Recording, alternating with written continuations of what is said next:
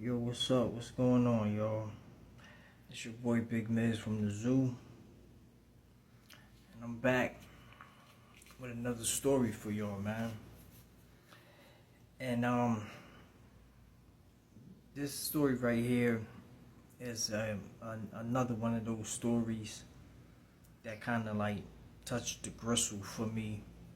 I mean, had me sit back thinking real hard, and it took a while for me to get to this point to be able to even speak on this situation.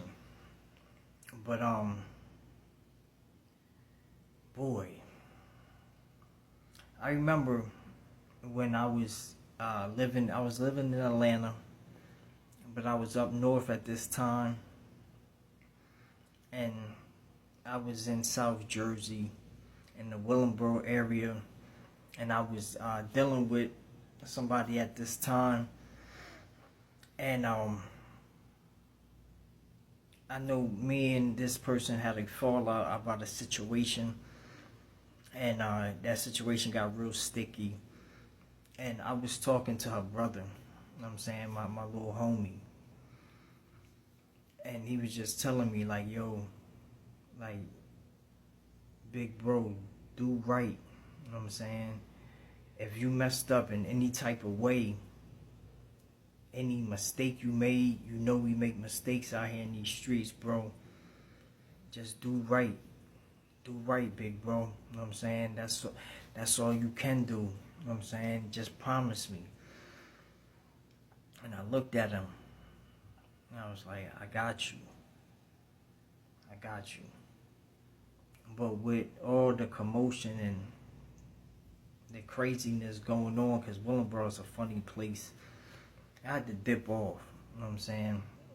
And I went back to Atlanta, but I went back there with a lot of grief and strife. I had a lot of things on my mind, and I was hurting. I was hurting about a couple different things that was going on in my life that I just didn't feel appreciated, and I was like kind of in one of my all-time lows in life, like mentally. And I remember getting to the point where me and my girl that I was staying with in Atlanta, we was going our separate ways, and I came back to our apartment or townhouse that we stayed in, and it was empty, right? And I went upstairs after walking around through the bottom. I'm looking at where the couch used to be and pictures and stuff like that. I'm looking all over the place. And then I went upstairs, man, and I saw a chair, bro. And I saw where it was a fixture up on the ceiling, and I had a belt and everything. And something was telling me, like, yo, you might as well go ahead and handle that. You know what I'm saying? Go ahead and end your days, because it's kind of over with. You messing up in life. You ain't really kicking up and doing nothing. And you leaving a long list of sad people and people that's mad and angry with you about certain things you keep messing up and everything. And I was so down on myself and hard on myself. I was like, yo, you know what? There's nobody here to stop me. So I'm in my thoughts. I'm fighting. I was fighting. But the chair was there. The only thing inside the house, a chair. So I can climb up.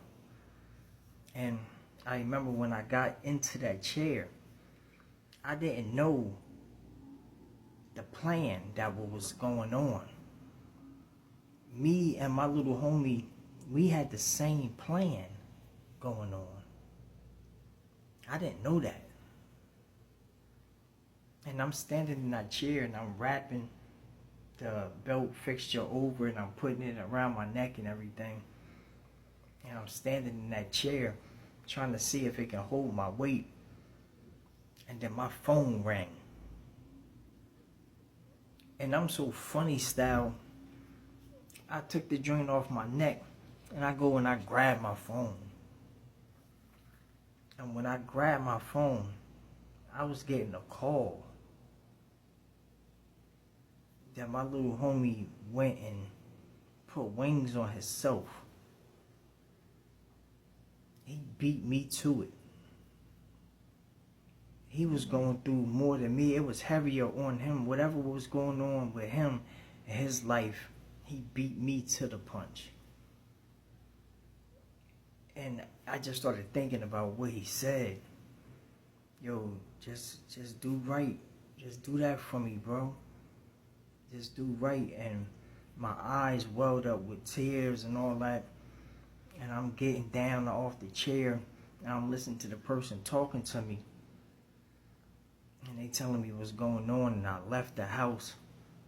And I just kept on walking and walking. I grabbed my bags and my book bag and all that. And I didn't tell the person on the phone that I was going through what I was going through. I didn't even tell them that part of the conversation while I'm talking to that person, I'm walking on the side of the highway. I mean, and I'm walking, and I can barely see ahead of me. That's how much tears was in my eyes, and I was walking. And two, I started seeing signs for some hotels coming up and everything. And I'm still listening to the person. I'm like, yeah, like, yo, I'll be back down there, man. But I don't know, man. This one hit hard, bro. Like, I don't know. And he like, yeah, like, he talking to me. And I kept it to myself that call saved my life. I kept it to myself for some years. Maybe it's been somebody that I probably have told it to, but to let the masses know how close I was a lot of times to doing something to end my own days is diabolical. How I find myself approaching these days a lot.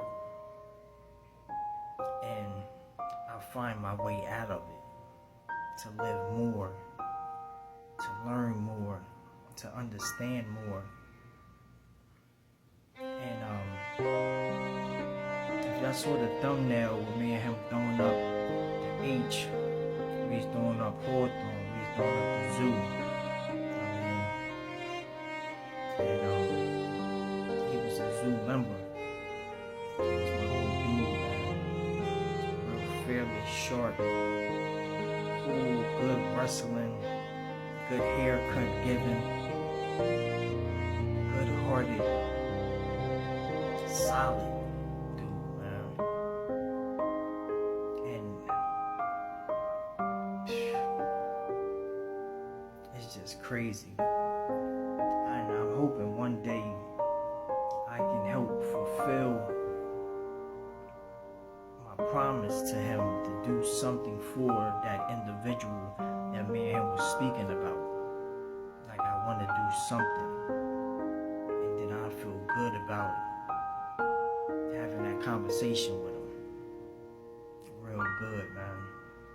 And I know there's people out there, other people that's struggling and getting to these points in life when you're feeling down and you just want to give up. I'm just asking y'all, please give yourself a chance out here in these streets, because you're going to hurt people. You're not going to know the impact that you're going to put on people's lives by making these decisions.